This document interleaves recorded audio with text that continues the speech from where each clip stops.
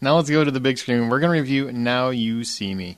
Myself, Brian, and Scott saw this one. Here's what it's about. 4 street magicians, played by Jesse Eisenberg, Woody Harrelson, Isla. Is it Isla? Isla? Isla. Isla?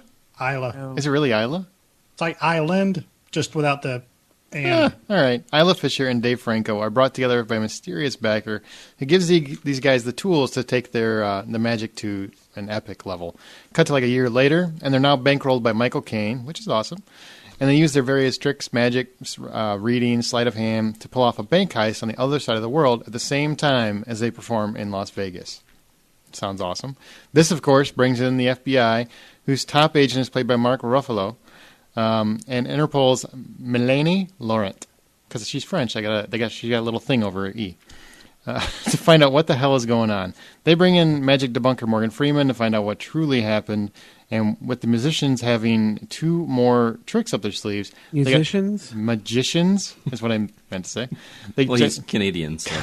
Oh, yeah, eh? They got 2 more tricks up their sleeve. So they have to bring these people in to get to the bottom of what's going to happen. Now, Scott, nobody can make a woman disappear faster than you.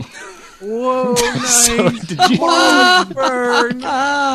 did you find this? Nice. Did you find this story magical, or is it more like Chris Angel, all style, no substance?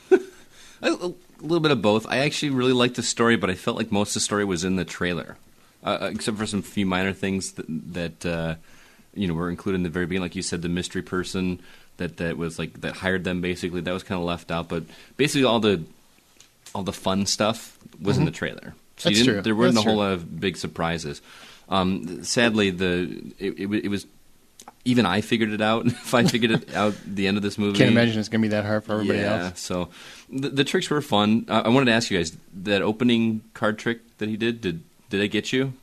Yeah, it got me. It got me too, and Yeah. that's crazy because I wasn't expecting it to really get me, but it did. There's things in the story that reminded me. You and I actually went to Vegas a while ago and saw Penn and Teller. Yeah, we did. And apparently it wasn't sexy enough for you, but we went. Yeah. It wasn't sexy enough. Yeah, because you wanted more danger and more hangover action. Oh, yeah. Oh, why didn't we have a tiger in our room, Aaron? Anyway, we saw the Penn and Teller show there, and there was a lot of things that they talked about, because the Penn and Teller show is interesting because they explain about misdirection and Yes, and about a very lot much of so. the mind mess stuff. So I was really reminiscent of that. I really did like that, but it wasn't great. It was good. It was one that we talked about how it kind of not came out of nowhere, but none of us saw it until like 2 months before it came out or something like that. I kind of wish I hadn't have seen trailers for it until like a couple weeks before. I think it would have been more fresh, but I started seeing I got the you, because trailers you've seen so much. many trailers. Yeah. Because they played it in a lot of movies. Right. What about you, Brian? I liked it. I mean, apparently I'm an idiot. I didn't have it figured out, at the as far as the the big twist or whatever. So I'm apparently one of the 3 people in the world that didn't figure it out. I wouldn't go that far. There's a lot of people that didn't figure it out. Oh, okay, so there's maybe 8 of us. No, I thought it was a good story. I love a caper movie. And the magician type stuff kind of plays well into those kinds of movies. It was kind of it was nice to have. It was kind of a refreshing, fun movie. Nice change of pace from all the even though there was some CGI in this, the CGI filled superhero movies or science fiction movies, that kind of stuff. So it was a good kind of change of pace type of movie. Yeah. And it was. I would say that I saw the ending, maybe probably 70% of it or 80% of it, but the last little bit there was an extra little twist at the end that I kind of liked. So Yeah. It was the story's. I mean, it's clever. I thought the ending was a little weak. That's the only part where I was kind of, But I really like the tricks that are involved. Some of the magic is really cool, and all 3 of the personalities I found riveting. Dave Franco didn't really do much for me. His lisp just drives me crazy. Plus, But he looks so much like his brother. yeah, he exactly. does. It's kind of hard not to going, think he's James Franco. Dang, he looks like James Franco. Now, what did you guys think about the acting? The biggest thing to me was Jesse Eisenberg and Woody Harrelson from Zombieland back together. Those 2 are fantastic together. I mean, I don't even think they're just good. I think they're fantastic together. Were you They got happy to great see? chemistry. Yeah, were you happy to see them back together? And also, when did Jesse Eisenberg suddenly become a good-looking dude? We got that soul patch. Yeah, he got like a soul patch, and he got his hair did, and fucker look like he was at one point, I actually stopped and went, "You're a good-looking guy." When did that happen? Yeah. I was thinking about Isla Fisher, but... Oh yeah, she's in it too. Isla Fisher. Isla Fisher. Were you guys happy to see those two back together? I don't know if it's so much happy to see them back together. To me, when I see them together, it's almost distracting because I think I can't help but think of Zombieland. I do. I mean, I like both of them, I think they've got great chemistry together. And I think that, of course, I'm sure that had a major play in this. So, yeah, it was. I thought the acting was pretty good.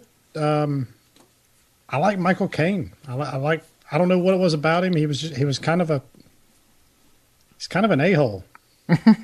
Yeah, He's a good a-hole. Yeah, I thought Morgan Freeman was just okay. Yeah, he kind of showed up. He's doing. You know what he does now is he just shows up and plays Morgan Freeman. Yeah, like He's become Bruce Willis of his generation.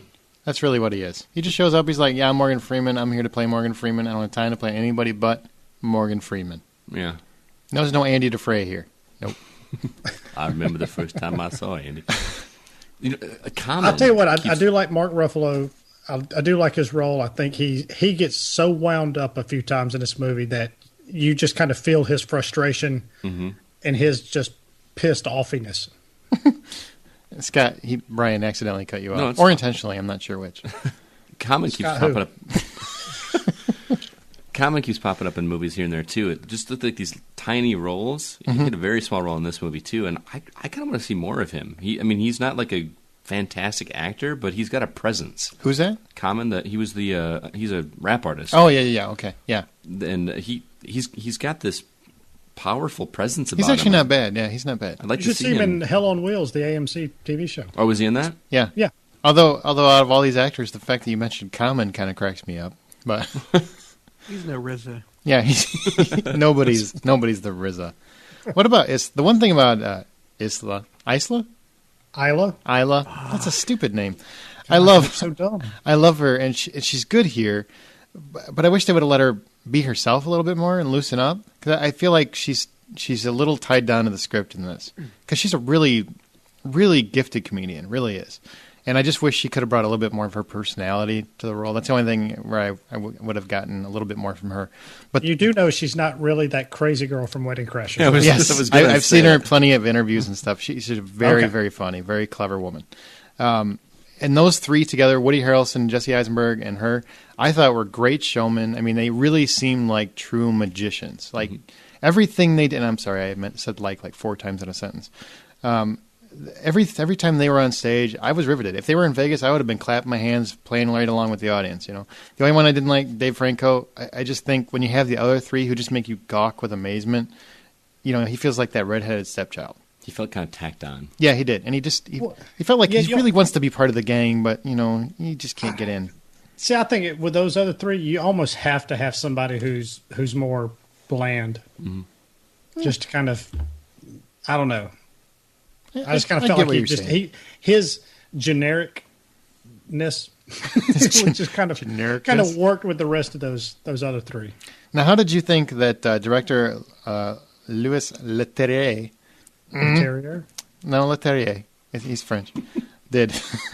On a side note, before you actually get into that, did you guys know that he also directed The Incredible Hulk and is now directing Mark Ruffalo, who's now playing The Incredible Hulk? Just saying. Which 6 degrees of Incredible? Marvel here. Didn't I mention the Hulk last week when I talked about this film? I'm sorry. We believe don't. you did. I don't recall that. We're talking about my part now. So this is me. It's not you now. It's me. No, Aaron, I did not know that. See? Genius fucking trivia. Did you know that, Justin? Fuck you. But what did you guys think of the direction? I mean, this is a movie that's a lot of visual cues. There's no character development. I mean, 0. So it's all visual cues. I thought it was shot pleasant enough. I mean, like you said, it was visual cues, but this is a movie that has a story based on misdirection, and I feel like there was a lot of that put into it as well. We're supposed to be drawn to certain things instead of the characters. You know what I mean? This movie is showcased to be about these 4 horsemen, the 4 magicians, and I feel like we see them least. I would agree In with the that, entire actually. movie. Yeah. You And don't see so them very much. The trailer was a little misleading because there was very little of them, and I kind of wanted, like you said, the 2 of them, especially Jesse Eisenberg and Woody Harrelson, and Isla Fisher for that matter. They're really they were really interesting to watch on screen, and I kept wanting to go back to that instead of the let's figure out how this was done and that kind of thing. So I just think that you almost, if you spend the way this movie is a 2-hour movie as it is, with very minimal character development. You get an intro in the first 15 minutes or so with like a little minimal backstory for all of them, and then it's bam, a year later, and then it's the they're caper. best buds. I kind of like that because there's so much with all the sleight of hand stuff and all the different things that are set up. You don't have time to give much more character development. You're looking at a 3-hour movie. Mm-hmm. That's fair. So overall, what's the verdict? I mean, Can I'm I sorry. one more you thing I want to say Sure. too. Just because me and Justin are big music guys in movies, especially scores. I think this is one of the most mediocre scores I've heard in a movie. Yeah, in it's a pretty long like time. action thriller generic. Very, Really. very generic, and it doesn't seem to fit with the vibe of the movie. Like the music from the trailer seemed to fit better than the movie itself, but it just felt really out of place. I don't know. I just wasn't a big fan of it. I mean, I thought it worked fine, but it was definitely generic music. Yeah. I see what you're saying. So overall verdict, what do you think, Scott? Enjoyable movie. Would have been more surprised if I had not seen so many trailers of it, but I would still recommend it. I gave it a 550 actually. And Brian? Dang. God, that was, ooh. Sounded like you hated it. 550 is not a hate. You guys, we got to break this down into stars so you understand what it means. It's not It's something that I would. failing you. It's not something that I would go see again. I wouldn't even rent it again. I mean, it's something I'd say, hey, check it out. Yeah. But I'm not going to spend time to watch it again. All right. What about you, All B? right. I actually enjoyed it. I had a great time with it. It was fun. Like I said, it was lighthearted. It wasn't too serious. There's some good twists, some neat tricks, and I had a lot of fun with it. 7.5. Oh, he's like, I'm going to throw a half in. Fuck Scott. That's right. Movie's not deep. Sincerely, when I said there's zero character development, there is none. There is no growth throughout the course of the movie. But it's definitely fun. Good performances all around, except for Dave Franco. 7 out of 10.